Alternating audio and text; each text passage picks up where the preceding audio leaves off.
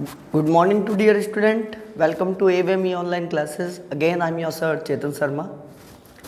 Today we are take the chapter number 3rd for the 7th class subject science. Chapter number 3rd of your NCERT syllabus. Chapter number 3rd name is fiber to fabric. The little bit introduction we have already completed in the previous video. Now in this video segment, we are getting a knowledge about to the more about to the how the fiber convert into a fabric. It means how does the small threads manufacturing the whole cloth, and we are use this clothes materials. Okay. बच्चों, हमारा जो chapter number 3rd है fibre to fabric वाला, उसमें हम लोगों को ये नॉलेज मिलेगा कि किस तरह से एक स्मॉल थ्रेड्स या फिलामेंट जो होते हैं वो कंसेप्टली बनाए जाते हैं, मैन्युफैक्चरिंग किए जाते हैं रेडीमेड क्लोथ्स बनाने में।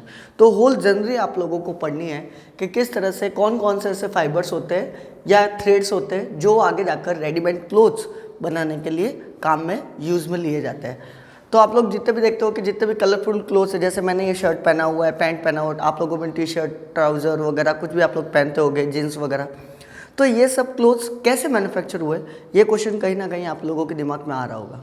तो सबसे पहले बच्चों हम लोग बिगनिंग करते हैं स्टार्टिंग टू द फाइबर। सबसे पहले हम लोग जानते हैं कि फाइबर क्या होता है।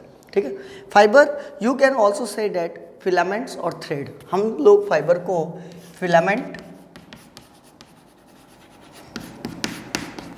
otherwise you can say that threads. There are the another names of the fibers. Fibers, it means a small part of the fabric. It is a small thread. It is a long, thin and very small in size. So they are used into the manufacturing of the fabric materials. Fibres वो होते हैं जो कि बहुत ही ज़्यादा small और बहुत ही ज़्यादा पतले और लंबे एक धागे नुमा जो धागा होता है उसको आगे जाकर फैब्रिक बनाने में काम में लिया जाता है, या आप लोग ये समझ लीजिए क्लोथ वगैरह बनाने में काम में लिया जाता है, उनको फाइबर कहा जाता है। ठीक है ना। तो उसके बाद में फाइबर को यहाँ क्लासीफाई कितने टाइप्स में किया हुआ है। तो fibres are classify into 2 types. आप लोग फाइबर 2 तरह से ऑब्टेन कर सकते हो, either it obtain by two the naturally and और आर्टिफिशियली। आप लोग नेचुरली ऑब्टेन कर सकते हो और आर्टिफिशियली इसको मैन्युफैक्चर किया जा सकता है, या मैन मेड भी केमिकली थ्रू आप लोग इसको बना सकते हो। तो देखो, नेचुरल फाइबर का मतलब क्या होगा बच्चों, आप लोगों को मालूम होना चाहिए। Natural fibre it means those fibre which either obtain by two the plant और एनिमल्स। नेचुरल फाइबर ऐसे फाइबर होंगे जो या तो प्लांट फाइबर से, या तो प्लांट से या एनिमल से ऑब्टेन किए जाएंगे। तो प्लांट से जो ऑब्टेन किए जाते हैं वो हो गए कॉटन, जूट एंड फ्लैक्स, हम etc। एनिमल से जो ऑब्टेन किए जाते हैं वो हो गए वूल एंड सिल्क। आप लोगों के सिलेबस में, इस बार के सिलेबस में आप लोगों ने पढ़ा होगा, जो 6 का जो सिलेबस था उसमें हम लोगों ने प्लांट फाइबर के बारे में डिस्कस किया था। ठीक है ना। तो प्लांट फाइबर हम लोगों ने 6 क्लास में पढ़ा था, सेम सब्जेक्ट साइंस में। एनिमल फाइबर को इस बार हम लोग 7th स्टैंडर्ड में पढ़ेंगे।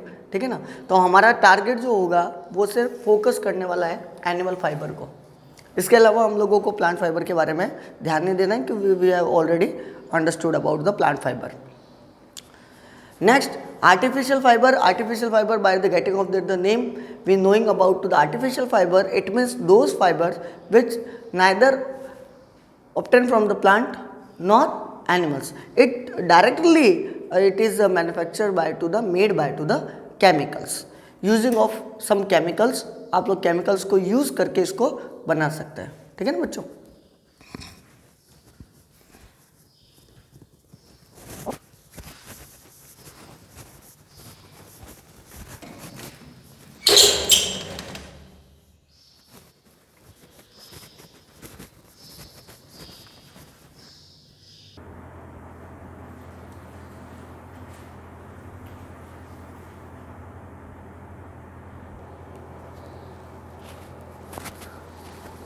Sorry for dear students, disturb some class due to some reason.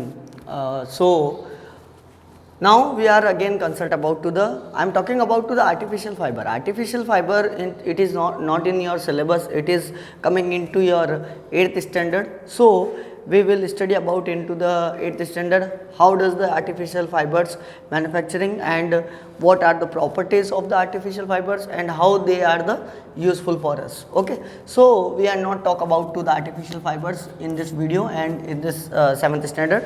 We are only considered about to the animal fibers. So without wasting over time, we are start animal fibers, wool and silk. First of all, everybody take a screenshot or note down this flow chart in your fair notebook. Otherwise, I erase this. So please note out.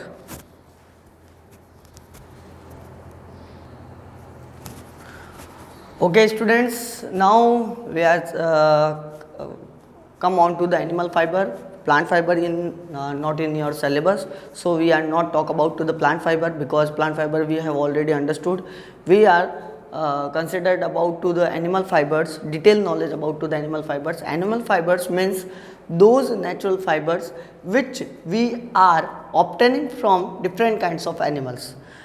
Animal fibre वो हो गए बच्चों जो हम लोगों को different types के animal से आप लोगों को ऑब्टेन होंगे.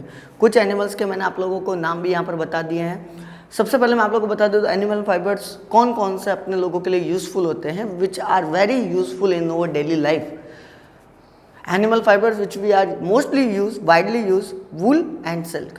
वूल आप लोगों को पता ऊन के कपड़े होते हैं और ये जनरली हम लोगों को सर्दियों में पहनने पड़ते हैं. In winter season we are mostly use the woolen clothes everywhere of the country part.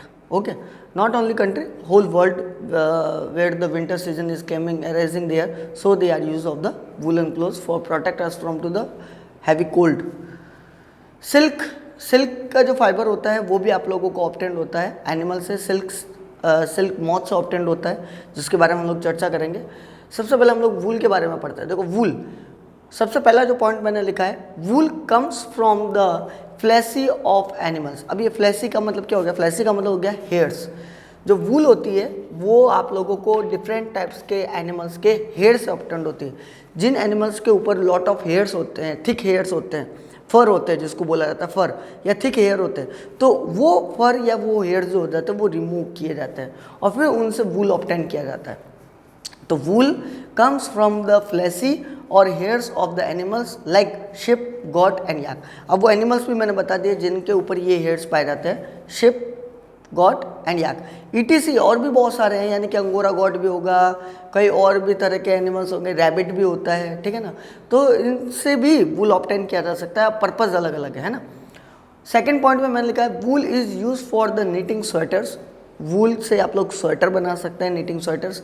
Viewing souls, आप लोग सॉल्स भी बना सकते हैं. ज़्यादातर आप लोगों ने देखा होगा जम्मू कश्मीर है, उत्तराखंड इलाका है, हिमाचल प्रदेश है, वहाँ पर सॉल्स ज़्यादा होती है. एंड अदर वूवन क्लोथ्स, और इसके अलावा भी और भी वूवन क्लोथ्स बनाए सकते हैं. ब्लैंकेट बनाया जा सकता है, क्विल्ट बनाई जा सकती है और भी अदर तरह की चीज़ें बनाई जा सकती है, ठीक है ना.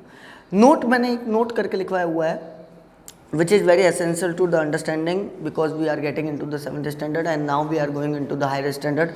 So we have the knowing about to the what is the animal fiber. Animal fibers are made up of the proteins. Animal fiber generally proteins के बने होते हैं. अब ये proteins क्या हो गया, ध्यान से सुनना बच्चों. proteins एक complex nutrient हो गया जो कि आप लोगों के किसी मतलब बोल दे तो एनिमल में भी ऑब्टेंड होता है और प्लांट में भी ऑब्टेंड पाया जाता है. तो ये दोनों जो होते हैं ये प्रोटीन के बने हुए होते हैं, चाहे फिर मैं सिल्क की बात करूँ चाहे फिर मैं वो वूल की बात करूँ. एक बार जल्दी से इसको नोट आउट कर दीजिए, ठीक है ना. हम लोगों को वूल के बारे में और आगे डिटेल में पढ़ना है. एक बार जल्दी से इसको नोट आउट कर दीजिए.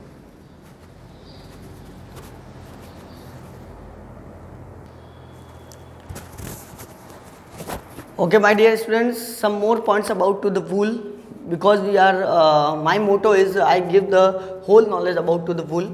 So we are taking a new points of the wools. First, hairs of the wool yielding animals.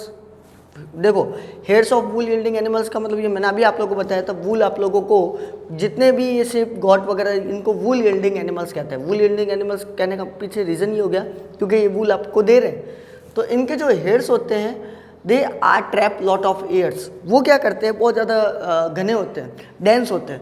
तो डेंस होने की वजह से बहुत ही ज़्यादा थिक भी होते हैं, बहुत ही ज़्यादा डेंस भी होते हैं, मोटे होते हैं और घने होते हैं. तो जिनकी वजह से इनके अंदर एयर ट्रैप हो जाती है. एयर ट्रैप हो जाने की वजह से क्या होगा, ये विंटर सीजन में भी आसानी से, कहीं पर भी कोल्ड एरिया में भी आसानी से ये सर्वाइव कर पाते हैं। अब हमारी बॉडी क्या होती है, नेचुरली हमारे बॉडी के ऊपर जो एयर्स होते हैं वो इतने ज़्यादा थिक नहीं होते और ना डेंस होते हैं, जैसे वजह से हम लोगों को ठंड लग जाती है, जल्दी से हम लोगों को सर्दी लग जाती है। लेकिन इन एनिमल्स में ऐसा नहीं होता। आप लोगों ने देखा होगा जितने भी कोल्ड एरिया में जो जितने भी एनिमल्स रह रहे हैं, आप लोग पोलर बियर को देख लीजिए, आप लोग याक को देख लीजिए, इनके बॉडी के ऊपर क्या होगा, वुली डॉग को देख लीजिए, इनके बॉडी के ऊपर लॉट ऑफ एयर्स होते हैं और लॉट ऑफ एयर्स होने की वजह से इनकी बॉडी में एयर को ट्रैप कर दिया जाता है, ताकि कोल्ड वेव्स को ट्रैप कर लेंगे तो इनको ठंड नहीं लगेगी। And we know that the air is the bad conductor of heat, और जैसा कि हम लोगों को मालूम है कि एयर बैड कंडक्टर होता है हीट का, तो इनके बॉडी के ऊपर हीट का कोई असर नहीं होता। So ears keeps this animals warm in the cold season. अब इनके एयर्स की वजह से ये कोल्ड सीजन में सर्वाइव कर पाते हैं, जैसे कि नेचुरली हम लोग नहीं कर पाते। भगवान ने सबको एक एक देखो कुछ ना कुछ एक एडवांटेज दिया हुआ है, तो इनकी बॉडी में एडवांटेज ये है कि ये कोल्ड एरिया में भी सर्वाइव कर सकते हैं due to the reason of the heavy hairs on their body. Hairs of the wool yielding animals removed only once in a year. अच्छा, ये भी एक पॉइंट नोट करने वाला है कि इनके हेयर्स को रिमूव करने का प्रोसीजर क्या है। देखो बच्चों, हम लोगों को एक चीज़ मालूम होनी चाहिए, इनके हेयर्स साल में एक बार ही रिमूव किए जाते हैं, यानी हर टाइम इनको रिमूव नहीं किया जा सकता। जैसे ही समर सीजन आएगा, यानी कि गर्मियों का टाइम आएगा, इनके हेयर को रिमूव कर दिया जाएगा, ताकि विंटर सीजन जैसे ही आए नेक्स्ट, तब तक इनके हेयर्स वापस से मैच्योर हो सके। क्यों? हम लोगों को उनको मारना नहीं है, उनसे सिर्फ अपन लोगों को कोई चीज़ लेनी है ना। तो आप लोग डायरेक्टली विंटर सीजन में जाकर उनके हेयर्स को रिमूव करोगे तो सर्दियाँ हैं, पहले से कोल्ड है, और फिर आप लोगों ने तो वो बेचारे मर जाएंगे, दे आर बिकम डाई। तो हम लोगों का ये पर्पज़ नहीं है। हम लोग सिर्फ समर सीजन के अंदर क्या करेंगे, उनके हेयर्स को रिमूव करेंगे। तो मैंने यहाँ पर लिखा है hairs of the wool yielding animals. Wool yielding animals मैंने शिप और गॉट बताया हुआ है। Removed only once in a year in the starting of the summer season. जैसे समर सीजन हल्का सा स्टार्ट होने लगेगा फ्लुएंटली, तो उस समय आप लोगों को क्या कर देना है, उनके हेयर्स को रिमूव कर देना है। So again there the hairs are the growing in the winter season. वापस इनके विंटर सीजन में हेयर्स ग्रो हो जाएंगे। आज बच्चों मैंने इनफ आप लोगों को वूल के बारे में डिटेल नॉलेज बताया। नेक्स्ट हम लोग पढ़ेंगे कि वूल कौन कौन से एनिमल से ऑब्टेन्ड होता है, किस किस जगह पर पाया जाता है, इनका एक प्रोसीजर क्या है, वूल से आप लोग वूलन क्लोथ्स कैसे बनाओगे, है ना। तो एक प्रोसीजर आएगा, स्टेप्स आएंगे जिसको हम लोगों को डिस्कस करना पड़ेगा। तो नेक्स्ट वीडियो में बने रहना। और आज का वीडियो मेरे हिसाब से आप लोगों को अच्छा लगा होगा, और कोई दिक्कत हो तो आप लोग कमेंट सेक्शन में लिखिए, मैं आप लोगों के जो भी क्वेरी होगा उसको सॉल्व करने की कोशिश करूँगा, ठीक है ना। जैसे मुझे टाइम मिला, देखो जनरल टाइम नहीं मिल पाता है, जैसे मैंने सीन किया, मैं आप लोगों के कमेंट्स को, उसकी प्रॉब्लम को सॉल्व आउट करने की पूरी कोशिश करूँगा।